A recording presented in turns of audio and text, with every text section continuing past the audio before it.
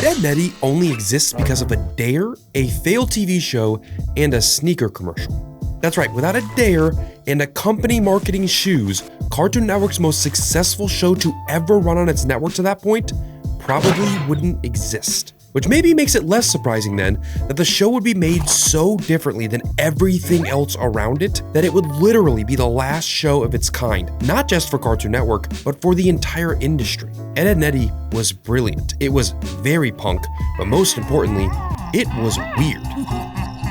Let the show begin. Danny Antonucci made this insane short film titled Lupo the Butcher, while still working as an animator for Hanna-Barbera. But his interests skewed more adult, so he'd go to MTV and make this. This is The Brothers Grunt. It was a very, very poorly received show. So poorly that the network decided to just not air 7 of its completed episodes when it was canceled. It was kind of insane. But then, he was dared to make a show for younger audiences. Yes, you heard that right, and so while producing a sneaker commercial, he drew the 3 characters that eventually would become Ed, Edd n Eddy. Nickelodeon didn't want to take a risk on Antonucci after Brothers Grunt and wanted full creative control over the show when he pitched it to them. After all, he had just made a show that MTV didn't want to finish airing. But Antonucci knew no one could make the show the way he could, so he walked away from Nickelodeon, and he'd go to Cartoon Network instead, who would give him creative control, and he'd go full Antonucci. Bang! It's a light bulb. Bang! Ed, Edd n Eddy was pure cartoon shaped by punk, and it starts with its animation. Ed, Edd n Eddy was literally the last network animated series to be animated with traditional 2D cell animation up until right before the end. And it mattered. The show's episodes are, like I said, pure cartoon. They are simple chaos escalation. And you feel that energy every single second because of how kinetic that hand-drawn 2D animation is. The difference between digital and 2D cell animation work is massive. Here, you can see just how tactile and physical Ed, Edd n Eddy's early seasons look compared to a show that was done fully digitally. They almost even look like the same medium. And these squiggly lines, those are called boiler lines, sometimes now called squiggle vision. And they accomplish the same thing that the hand-drawn animation sought to: constant movement, constant energy, which is exactly what it feels like to be a kid. The show is animated like its audience thinks. That's a rare approach to visual design, and you see this everywhere. Even the characters all have different colored tongues as a callback to Antonucci's memories of candy changing the color of people's mouths. Ed, Edd n Eddy, as a result of this approach, really did feel like an extension of the way you viewed the world while watching it. It even drew its world with this in mind. The spaces in the show are almost liminal. They are vast, big, and empty. Creepy in how devoid of adult life they are to an extent, because there's rarely an adult ever seen, and to its characters and its audience, the cul-de-sac should feel huge, because to its audience, your neighborhood was your whole world. So while the industry was cutting costs and trying to clean and sterilize animation, Ed, Edd n Eddy did the opposite until it literally couldn't. It rebelled to an extent. But that punk vibe would get really weird with, "Please take my hard-earned money." You got it, sucker! I mean, customer! Most animation, or really television in general, is simple. How will our main character succeed in the face of this episode's obstacle? And a lot of shows take this approach because it's very easy to write, and it's even easier for its audience to digest. It feels good. Not here. No, this was the opposite. This wasn't even wondering if they'd fail. You know they most likely will. Every episode instead was seeing how badly our main characters would fail. Which is interesting because as a result, there is absolutely none of the life lesson moralizing you get out of a lot of modern shows, or even similar shows from that era, especially on the competing 2 networks at the time. This was not wish fulfillment at all. Ed, Edd n Eddy actually kind of showed you bad people to an extent, misunderstood people, and allowed you to be a kid and enjoy seeing weird kids do kind of not good things. Again, Ed, Edd n Eddy were kind of punks. They were not role models by any stretch of the imagination. Instead, they were really weird business partners.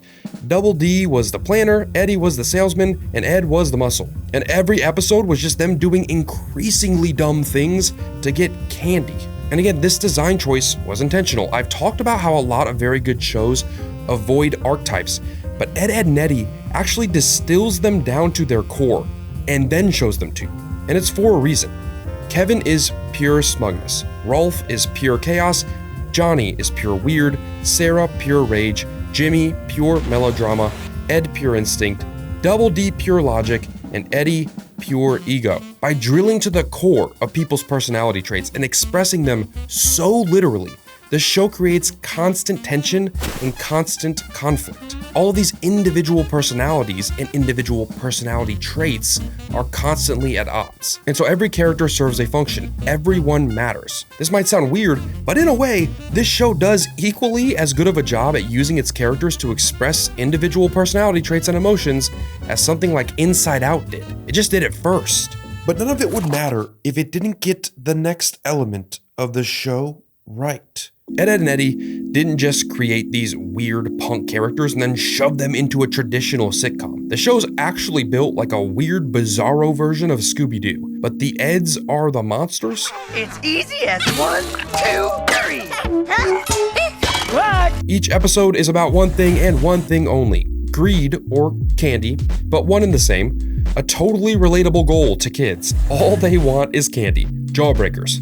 The currency of the show, essentially. And the entire episode is simple. A problem starts, the Eds usually start it. We go through a funhouse that dupes or tricks our characters, the other cul-de-sac kids, that would be our scheme, and then we unmask our villain, the scheme, in this case, or the Ed boys. And then we reset and go again next episode.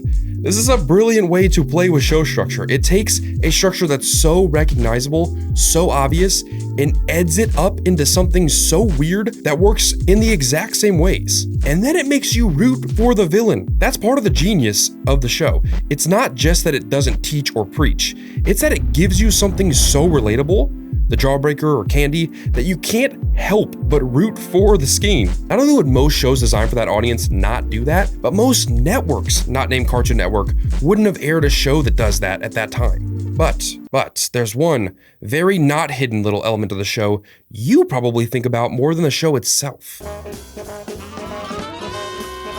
The sound design of this show is so perfect and so odd that you can probably hear it in your head while I talk about it without me playing a second of sound for you. Patrick Caird composed all of the music for the show, and it was something Antonucci was very passionate about, to the point where he's literally the one whistling in the theme song. The music of the show was unlike anything else on TV and counter to what most other animated shows were doing. It was inspired by 1930s and 1940s big band sounds and jazz, even rockabilly music. And when you combine that with the show's extremely exaggerated sound design, it gets weird in the best ways. The show's energy and animation style is matched perfectly by what you hear. Foley, which is the word for the process of recreating sounds for TV and film in post, things like footsteps and glass breaking,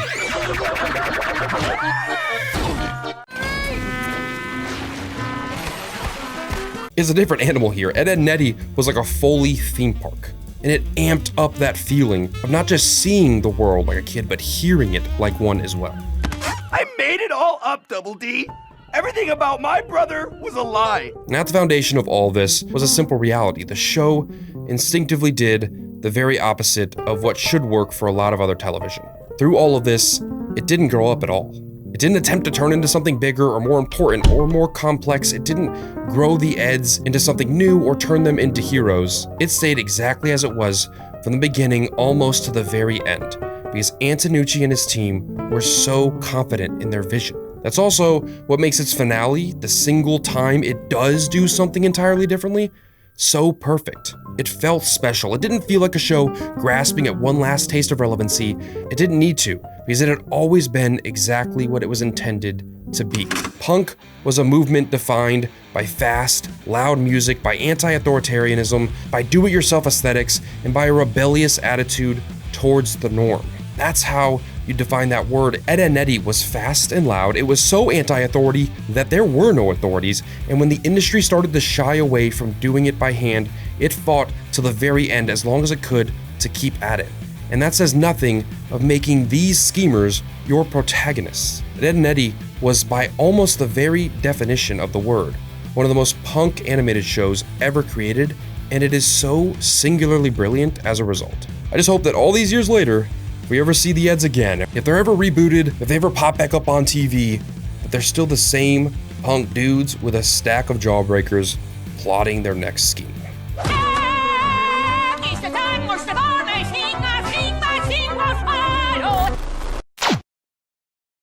That is it for today's episode. If you enjoyed this one, press that like button down below.